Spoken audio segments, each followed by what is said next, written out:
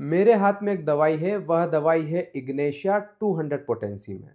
दोस्तों, इग्नेशिया दवा मुख्य रूप से आपके हिचकी आने की समस्या को पूरी तरीके से रिकवर कर सकती है।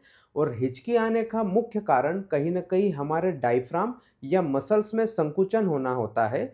उसी की वजह से हिचकी आती है और यह कारण मुख्य रूप से आपके डाइजेशन के अनियंत्रित होने की वजह से बनता है।